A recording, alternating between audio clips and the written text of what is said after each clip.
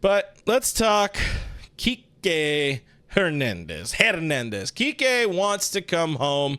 The report goes. Ken Rosenthal, The Athletic. The quote is, the Angels continue to show interest in free agent Kiké Hernandez, which is something we talked about last week on the stream. But they fear that he prefers a return to the Dodgers, according to a source briefed on the team's discussion. So obviously, Kiké Hernandez wants to come back home to the Dodgers. Why would you not want to come back home to this version of the Dodgers? It's an incredible team. No team has done more to make their roster more playoff worthy or more World Series worthy than the Dodgers have this offseason. Yeah, other teams have made some really, really solid additions, but nobody got Shohei except for the Dodgers. I'm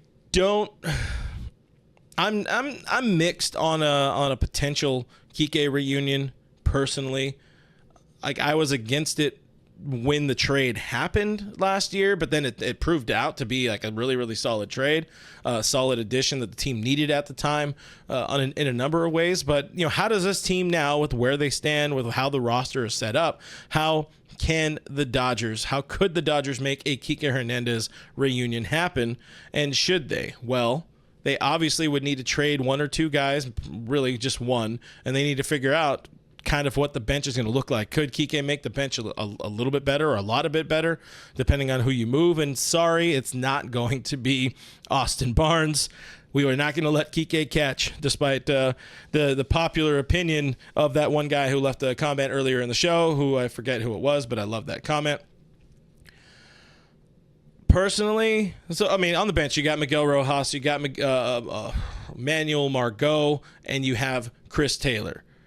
I'm of the opinion that I'd rather have the Rojas, Margot, Heyward, platoon, whoever's not starting will be on the bench, and CT on the bench over Kiké in any of those spots, because they either provide better offense, more speed with Margot, better defense with somebody like Rojas, who is,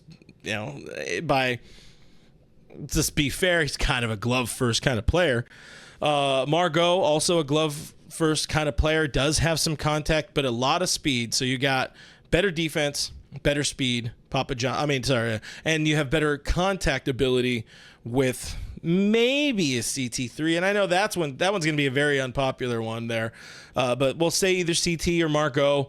Maybe those dudes have a little bit better contact ability over Kiké Hernandez. Kiké has the power advantage for sure, but that's about it. And, a good Chris Taylor, which we have seen in the past, we've seen all-star Chris Taylor, even he can match the Kiké Hernandez power output. So yes, there's the playoff success that comes with Kiké Hernandez, but I don't think the team finds a way to move the, $5-6 million that's owed to Miguel Rojas to trade him and also pay Kiké Hernandez for whatever the hell he's looking for. If it's a 1-year deal, 2-3-year deal, you don't know quite what he's looking for, but it's still going to be added salary.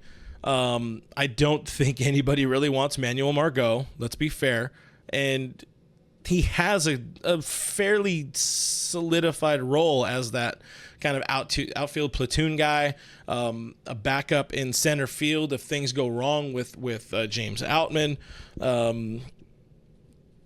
Admittedly, you trade Margot, you probably open up some more playing time for Chris Taylor, but then, Kiké is kind of in that same spot. So you already have the bench as you're not going to have a bench full of all-stars, even though the team technically does have an all-star on the bench with Chris Taylor, and there would be one on the bench as well if Jason Heyward is on the bench or starting that game on the bench or what have you. I just don't see how the as much as Kiké wants to come back, I don't see how the team finds a way to fit him into the plan, on the roster, into the finances, and all that kind of crap. But I want to hear what you guys have to say. And I know I've already seen a few comments going off here. Jose Gonzalez says Kiké hit 237. He blows. He does know how. I will give him the credit where credit is due.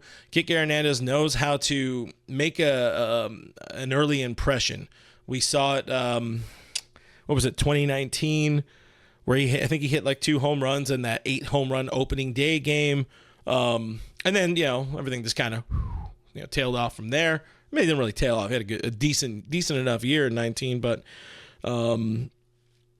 comes back last year, has a really, really good start to his restart to his Dodger career, and then, goes through slumps as these players do, for sure. Kiké is definitely somebody that has tendencies to get caught into long slumps at times, but I don't know if he blows, but sure.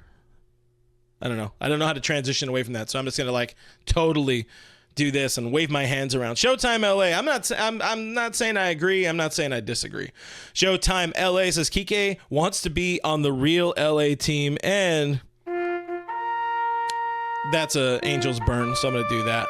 C-Ras 951 says dump Margot and bring in Kiké. I if that was the move, I would definitely be more for that. I'm not a Manuel Margot fan. I doubt I ever really will be, but still. Alex, who would we even drop off the 40 man at the moment? I don't think they would DFA anybody. It really feels like it would be a full-blown trade. The only way a Kiké Hernandez reunion happens is if the Dodgers can swing a trade and salvage some salary relief from it. If it's a Chris Taylor, which he's kind of untradeable at the moment, he also has a charity event coming up.